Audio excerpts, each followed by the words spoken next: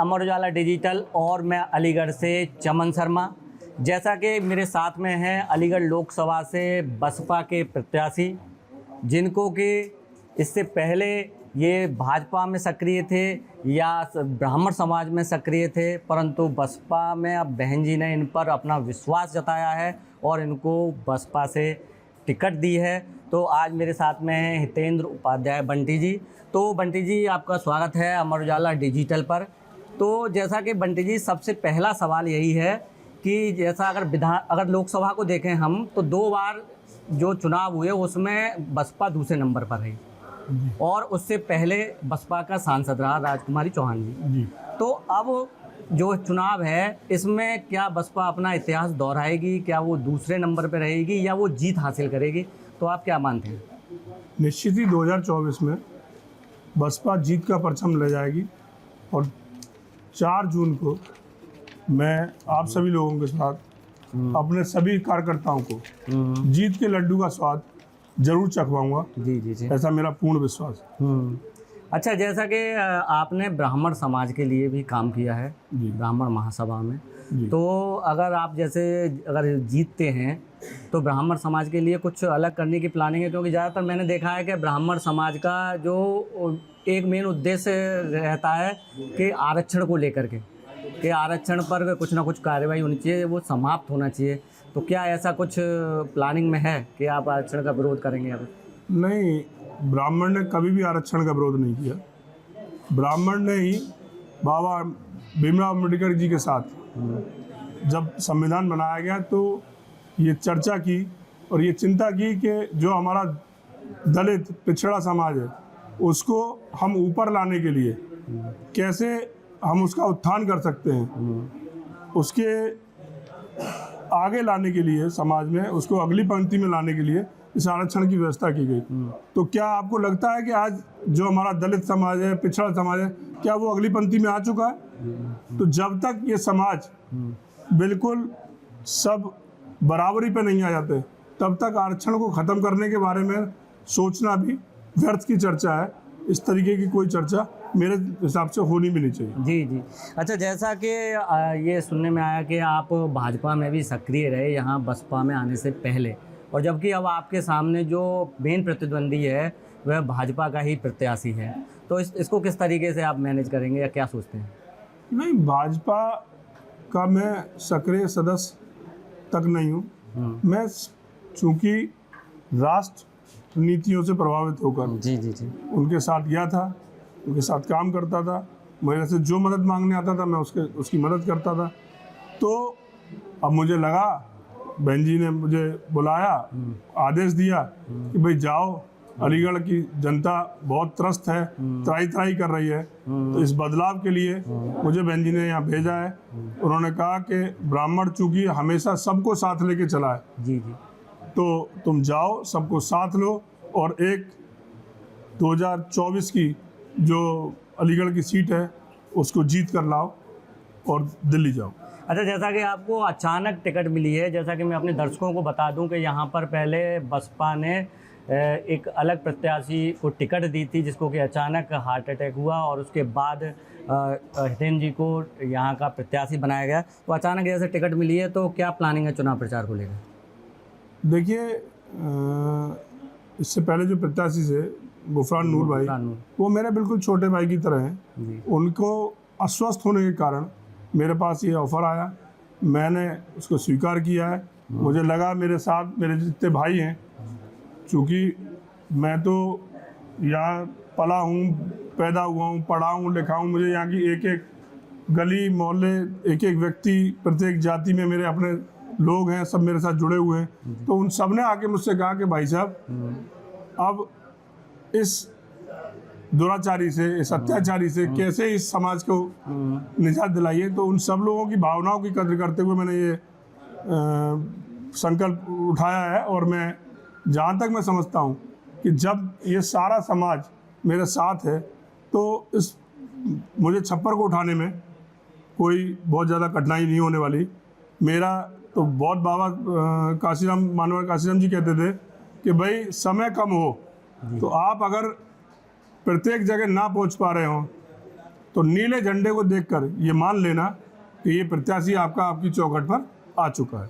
अच्छा, जैसा कि यहाँ पर जो भाजपा प्रत्याशी हैं उनका टिकट मिलने से पहले जुर्म और विरोध भी रहा, तो क्या उस विरोध का आपको कुछ फ़ायदा मिलेगा? देखिए, मुझे उनका विरोध लेने की आवश्यकता नहीं है। मेरा जो खुद का समर्थन है वो मेरे साथ है, मेरा परिवार मेरे साथ है, मेरा समाज मेरे साथ है, मेरे साथ दूसरे पंथ और समुदाय के लोग हैं। तो मुझे तो ये इलेक्शन लड़ने में मुझे नहीं लगता कि मुझे किसी तरीके की कोई कठिनाई, किसी के विरोध की आवश्यकता पड़ेगी। और मैंने कभी भी किसी भी नेगेटिविटी को साथ लेके मैं नहीं बढ़ा हूँ। मैंने तो हमेशा प्रयास ये किया है कि एक छोटी लाइन को, बड़ी लाइन को छोटा करने के लिए एक बड़ी लाइन खींच दो। जी जी। तो मैं तो एक बड़ी लाइन खींचने के लिए आया हूँ। समाज मेरा साथ देगा उस लाइन को खींचने में।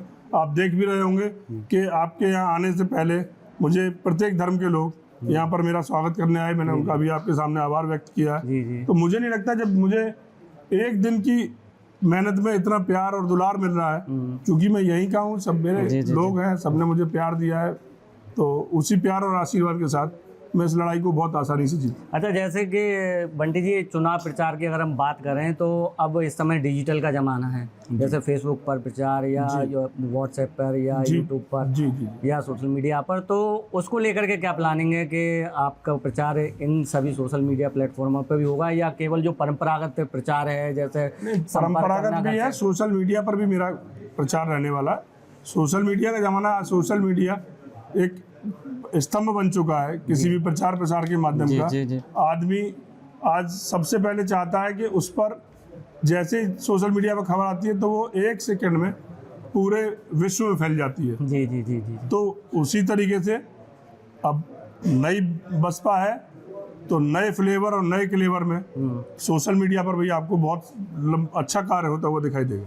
अच्छा, जैसा कि यहाँ पर जो पिछला 2 कार्यकाल रहे, वहाँ यहाँ भाजपा का वर्चस्व रहा है 2 कार्यकालों में, तो अगर सांसदी मिलती है तो आप ऐसा कौन सा कार्य है अलीगढ़ के लिए जो कि इन 2 कार्यकालों में भाजपा से रह गया, जो आपके दिमाग में हुआ कि हाँ ये चीज़ नहीं हुई है अलीगढ़ के लिए और मैं बतौर सांसद रह करके वो चीज़ कर सकता हूँ, तो वो कुछ है दिमाग? इस शहर के लिए सबसे पहले आवश्यकता है कैसे जाम से निजात पाई जाए। जी जी।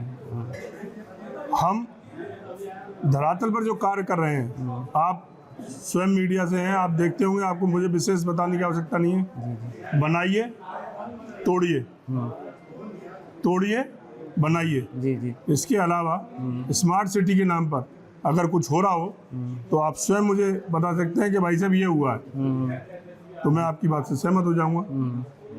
तो केवल मतलब जाम से निजात दिलाएंगे? जाम से निजात दिलाएंगे, नशा मुक्त इस शहर में। मुझसे ज़्यादा आपको पता है कि इस वक्त में मेरा युवा साथी किस कदर नशे की ओर अग्रसर हो गया है, और नशे की वजह से जो यहाँ पर लड़ाई झगड़े बिल्कुल ख़त्म हो गए थे,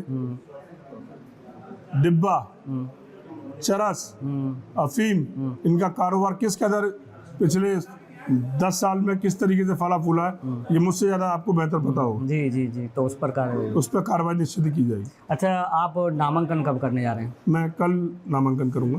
अच्छा, सब सवाल हो गए। अंतिम सवाल केवल जो कि शायद पहले होना चाहिए था जी, कि जनता जानना चाहती है कुछ आपके बारे में, तो थोड़ा संक्षिप्त अपने बारे में बता दें।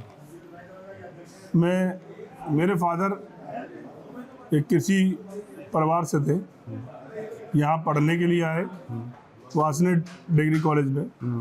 1956 में यहाँ पर उन्होंने वासनेट महाविद्यालय से छात्र संघ का इलेक्शन लड़ा और वो विजयी हुए। उसके बाद उन्होंने जो है यहाँ पर एसएमबी इंटर कॉलेज में एक अध्यापक, प्रधान अध्यापक के तौर पर यहाँ सेवाएं दी। मेरी शुरुआती दीक्षा जो है कमलावाल विद्या मंदिर से हुई। फिर मैं एसएमबी इंटर में कॉलेज में रहा, फिर मैं धर्मशाला महाविद्यालय में चला गया, वहाँ छात्र जीवन में राजनीति से जुड़ा रहा, और उसके बाद मैं कारोबार में आया। तो मैं आपको बताऊं कि पहले बहुत छोटे से कारोबार से शुरुआत की और मैंने प्रॉपर्टी के कारोबार को शुरू किया। बाद में आपको पता है शहर में शुभ ज्वेलर्स को स्थापित किया, सेंटर पॉइंट पर मार्केट बनाया। उसके साथ मैंने प्रॉपर्टी के कारोबार से जुड़ा रहा आज भी प्रॉपर्टी के कारोबार को देखता हूँ, ज्वेलरी के कारोबार को देखता हूँ। यही मेरा संक्षिप्त परिचय है। तो दर्शकों अब केवल जो इंतज़ार रहेगा वह मतदान का रहेगा, और मतदान के बाद 4 जून का इंतज़ार रहेगा, जब ये पता लगेगा कि अलीगढ़ से जो लोकसभा है उसकी सांसदी किसको मिलेगी। तो देखते रहिए आप अलीगढ़ से अमर उजाला, चमन शर्मा। धन्यवाद। अगर आप ये वीडियो YouTube पर देख रहे हैं तो हमारे चैनल को सब्सक्राइब करें और बेल आइकन को दबाना ना भूलें। अगर आप Facebook पर ये वीडियो देख रहे हैं तो हमारे पेज को लाइक करें।